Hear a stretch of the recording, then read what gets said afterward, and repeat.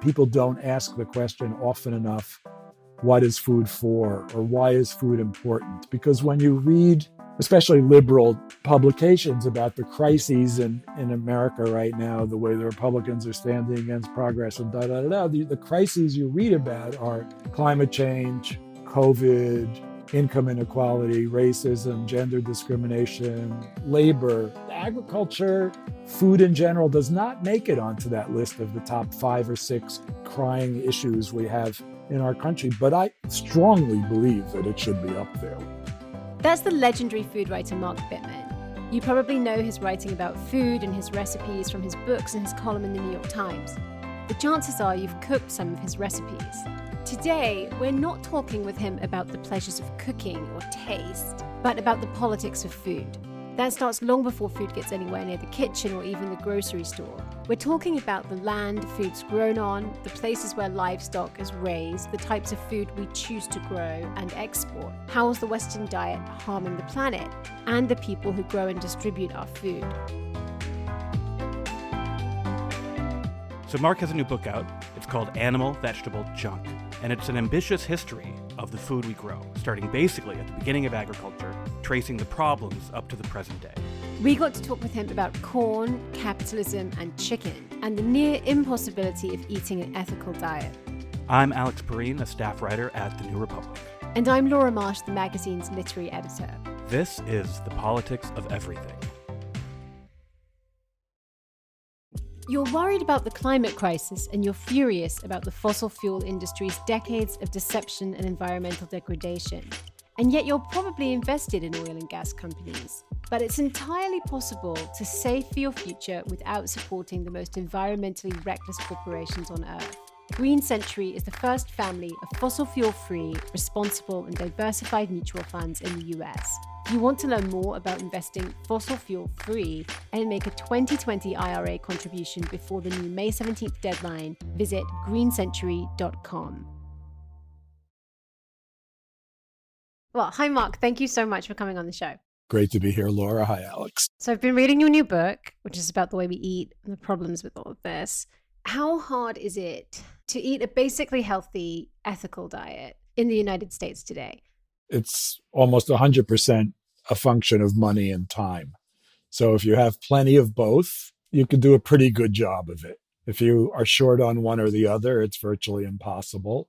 But even if you have plenty of money and time, there are so many problems with the food system that even people who may be eating in as principled a fashion as they can, there's no purity here. It's a bad system. It's not working well. It's contributing to climate change. There are labor abuses everywhere, and that's not even getting into pesticides, the dietary consequences of eating junk food, and so on. So you can avoid some things with money and time, but you can't avoid a lot of the injustices. It feels like there are a lot of traps, even for people. So say you've got enough money and enough time, and you're being told plant-based milks are a really good substitute for dairy, because we all know that raising cattle is really bad for the environment. So I kind of been thinking this. And then yesterday I saw that there was this kind of big discussion about the oat milk brand, Oatly. I don't know if you saw that. I did not, but I was just I would have raised that because that's the sort of currently most popular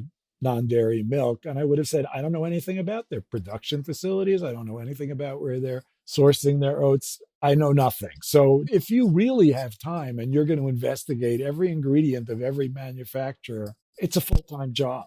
I drink probably 50 or 75% non-dairy milk, but I make it myself. I have money and time, and I'm kind of a nut, and I know how to cook.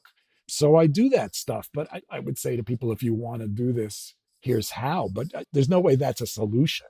There's no way the solution to the problems of the dairy industry is for everybody to make their own oat milk. That is not the answer. Yeah. Apparently the deal with the Oatly milk is that it contains canola oil and more sugar than cow's milk. So it's kind of you think you're doing the right thing, and then you actually don't have all this information about how it's made, unless you're literally making your own oat milk. I think it's really interesting because I feel like there's a lot of advice aimed primarily at people who, as you say, have money and time. That's sort of about how to eat clean. But I appreciate the fact that you sort of brought up, like, you don't know where they're sourcing their materials. People are not getting that as advice. in the same way they're getting advice about health and advice about sort of the purity of ingredients. They're not getting what was the labor situation, what's the sourcing, where did the ingredients come from. That's a lot harder to find. Labor is really the hidden factor, and you cannot produce cheap food without producing cheap labor.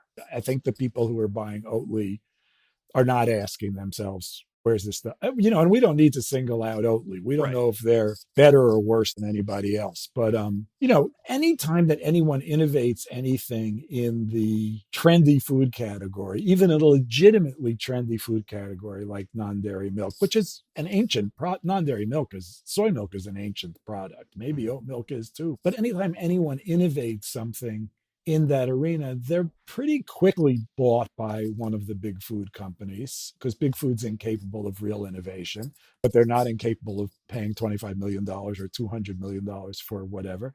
And then the so-called efficiencies really begin. And maybe the formula changes, maybe the sourcing changes, maybe who knows what. And again, I don't know enough about Oatly to speak about it, but the first thing I would do, even before wondering about their labor situation, is read the label. Because if you make oat milk at home, you might put in a pinch of salt, you might put in a teaspoon of vanilla for a little flavor boost, but you're not going to use corn syrup or canola oil to make that. So, to try to find like perfection in food, you really have to grow it yourself. We can safely say that almost no one is doing that. Well, so maybe let's back up to the kind of broader subject of the book. How would you characterize the way that most Americans eat today? The most surprising statistic I came up with in the course of writing Animal Vegetable Junk was that 60% of the calories available to Americans today are in the form of ultra-processed food.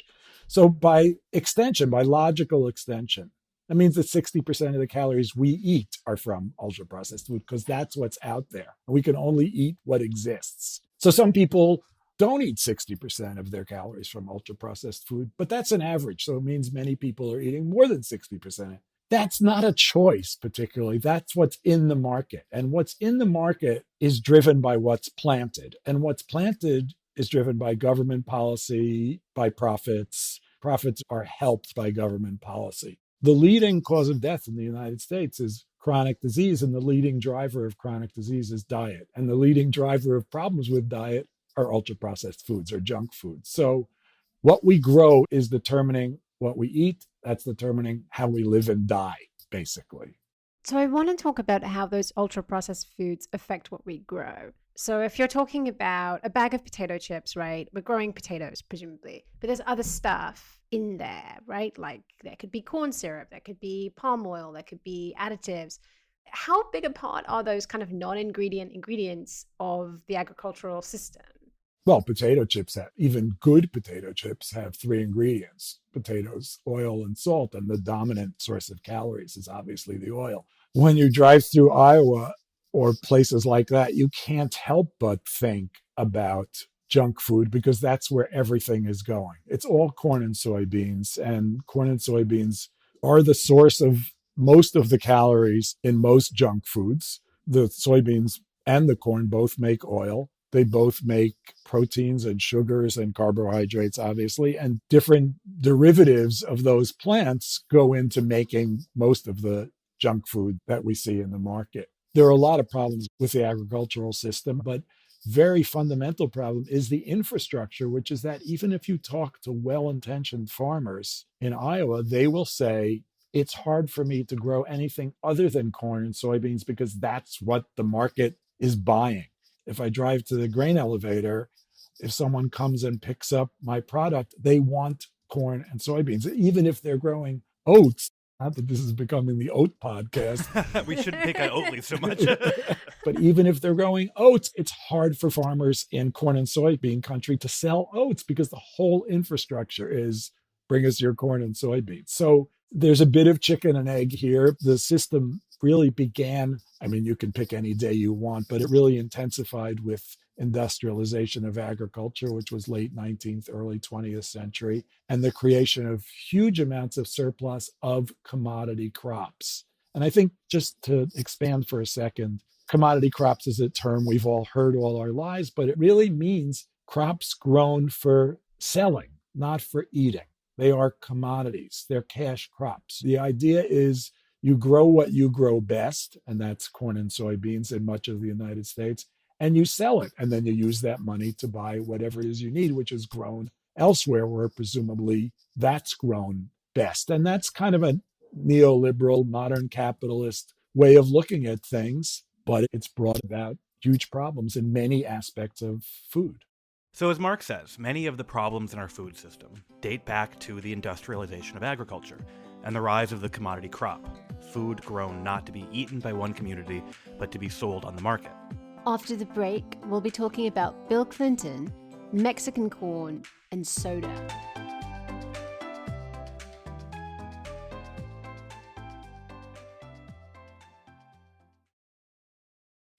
Don't miss The Wastefree World by founder, CEO, and circular economy expert Ron Gonen. Unraveling one of the greatest scams in history, Gonen outlines practical steps we can take to achieve a bright, sustainable, and prosperous future. Wastefree World is available wherever books are sold. Before the break, we were talking about commodity crops. A lot of what's grown in the US isn't for consumption in the US, it's grown to be exported. I really love the point about sort of what we eat being downstream of what we grow. I think your book does a really good job of explaining why we grow what we grow in the United States and sort of across the world. It was a sort of political and economic decision that you should grow what you're good at and then like only sell that, right? I think your explanation of how NAFTA affected corn and how Mexican farms worked was really interesting. Can you give like a sort of summary of that history?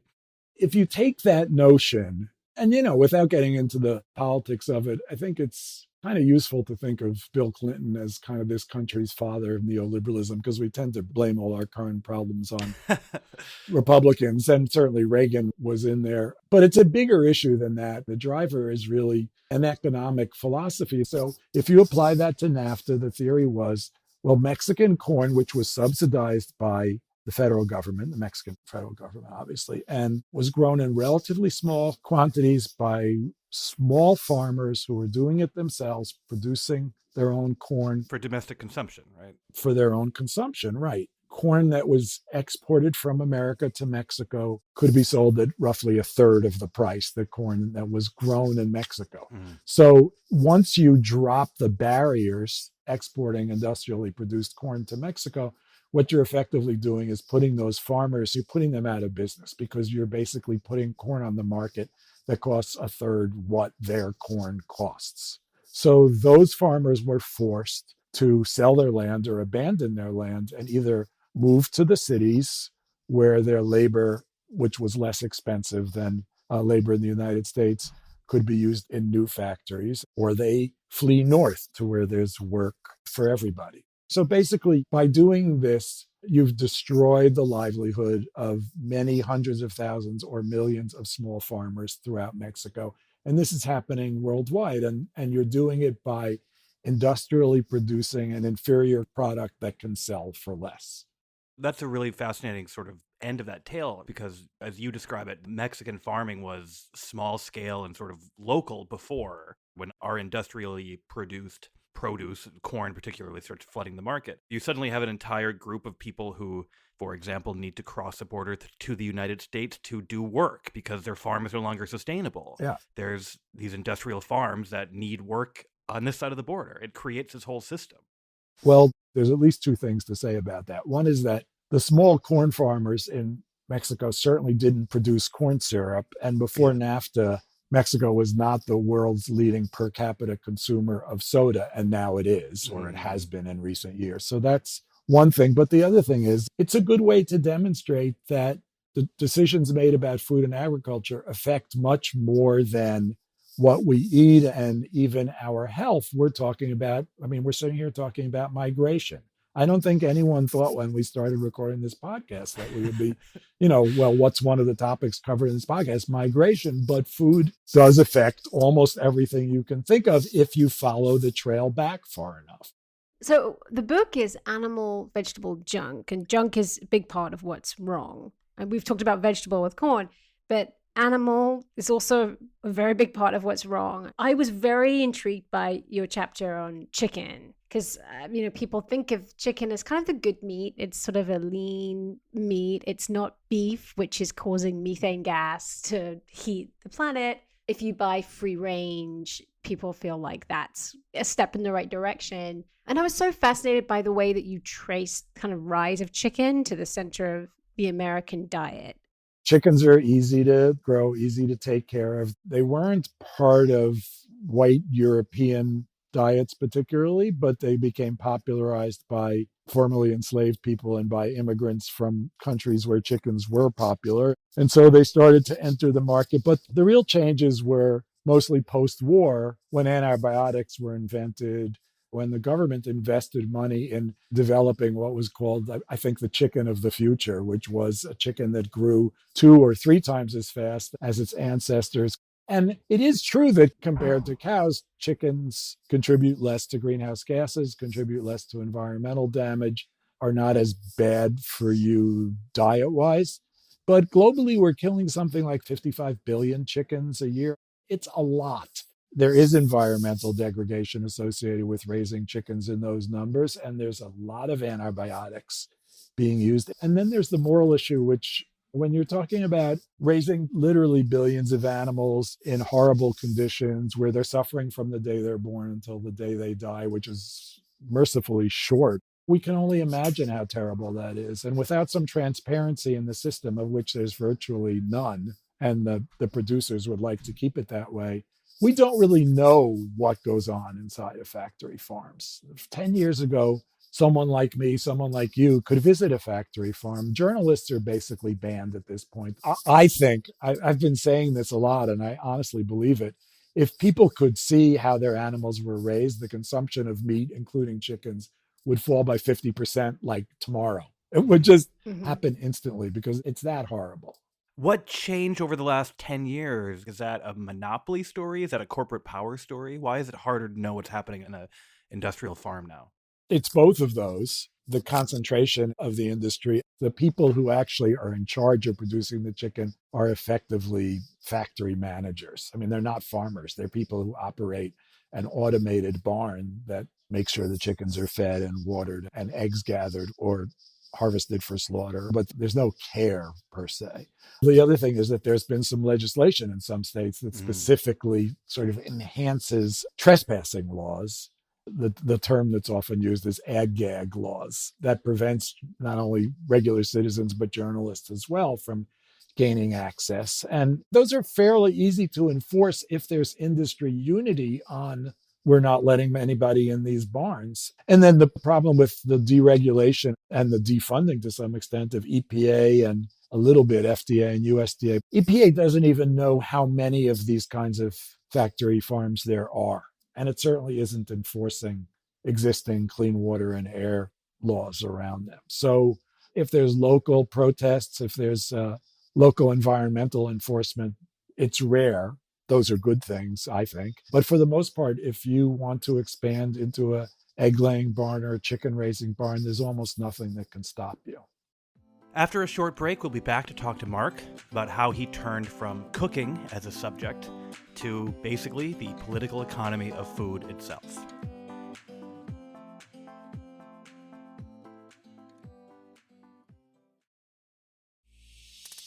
If you're like us, you'd love to support clean energy and save some money while you're at it. Now, homeowners and renters can, thanks to a popular option called Community Solar. Our friends at Energy Sage make it easy for you to compare your options and sign up online. Community Solar lets you buy electricity from a local solar farm, those big fields of solar panels you've seen alongside highways. By subscribing, you can save about 10% on your electric bill annually, and you don't need to install any equipment or sign a long-term contract.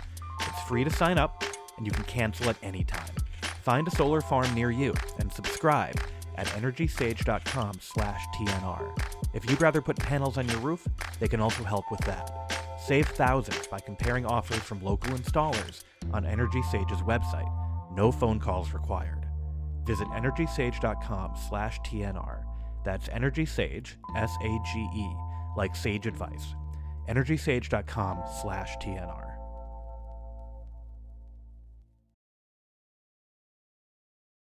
Before the break, we were talking about chicken and how the problems with that industry exemplify the problems in the food system more broadly. We were both curious how Mark, who's been writing about food and politics for a long time, came to study these problems.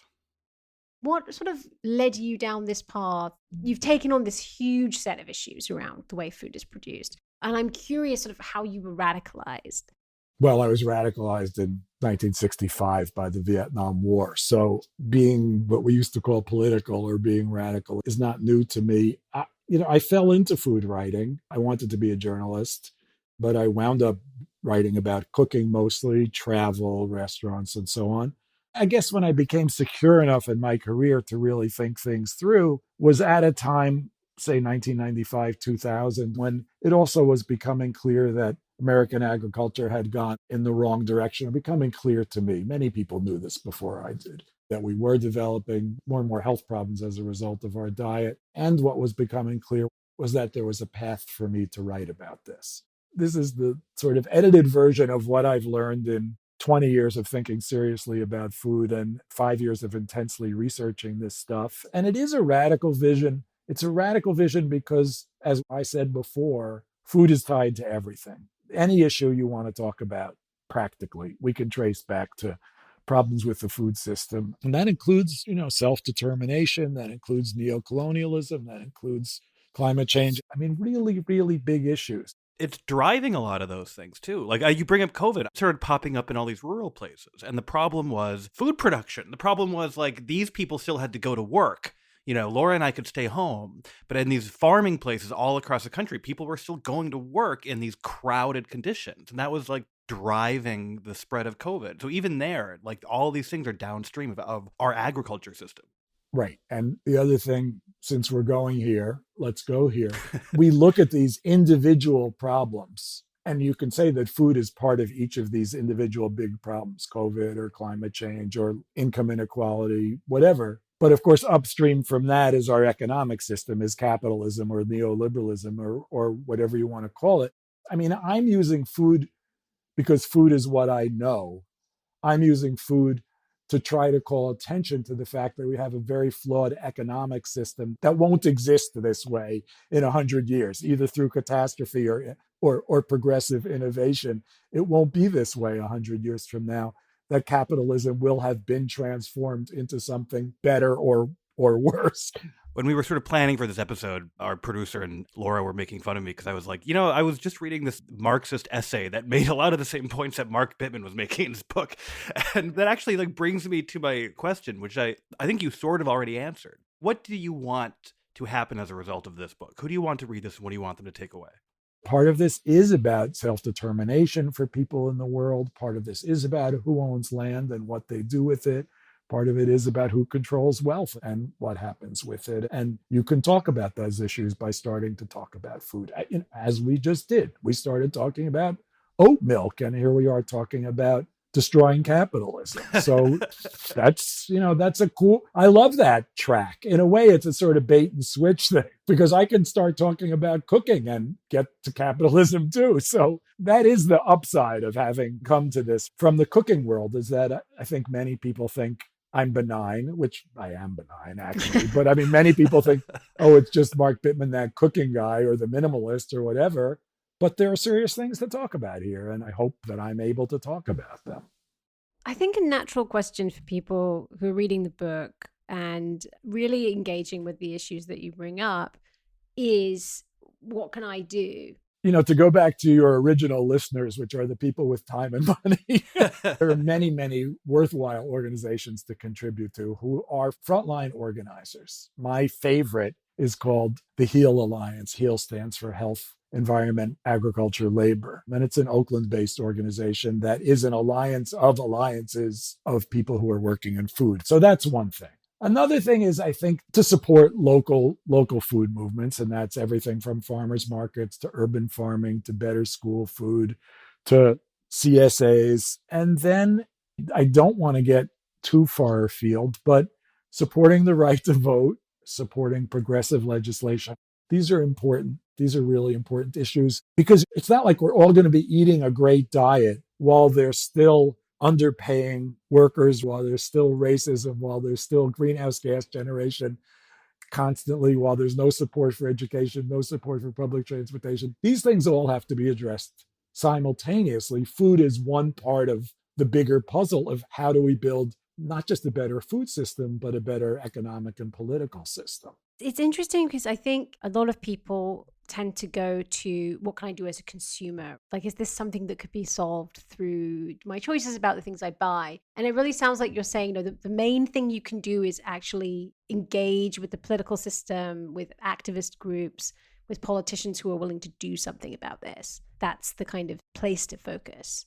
Well, Laura, it goes right back to where we started, with our discussion of Oatly, which this whole podcast has turned into an ad for. If you have time and money, you can eat pretty well. But the people who have time and money in this country is maybe 10 or 20% of the population. I mean, you can argue about that. I don't care. If you want to say 40%, great, but it's not 70%. We know that. So like so many issues, this does come down to a moral issue. Do you actually believe what this country supposedly stands for, which is that people are created equal, should have equal opportunities, should have equal rights? Because if you believe that, then you can't possibly believe. I think this is a quote from, or a paraphrase of something that Lula, the former and hopefully future president of Brazil, has said, which is that you can't think that it's fair that there are people who can eat 10 times a day in the same neighborhood as people who worry about whether they can eat once every 10 days. That's just not right. We were ignorant of many, many things until the 20th or maybe even 21st century. Ignorance is not an excuse anymore. I don't think anybody can make a credible argument for there being a ruling class or for there being billionaires and poor people on the same planet. It won't wash. So I think we all need to think about that stuff through food or whatever other avenue we like and act on that. It does become a moral issue. It is a moral issue. I really appreciate you taking the time to talk to us today. Well, it was fun and stimulating for me. Also, I'm going to go look up Oatly ingredients right now. Yeah. And try to perfect my oat milk recipe. Oh, man. Thank you, Mark. It was fun. Thank you, guys. Thank you so much. The Politics of Everything is co-produced by Talkhouse. Emily Cook is our executive producer. And we want to welcome our new audio engineer, Melissa Kaplan, who is joining us this episode. If you enjoy The Politics of Everything and want to help support the show, one thing you can do is share your favorite episode with a friend. Thanks for listening. To follow more political and social commentary by some of the country's most acclaimed independent journalists, subscribe to The New Republic with our special offer. Get 3 months of unlimited digital access for $5. You can take advantage of the deal at tnr.com/special offer.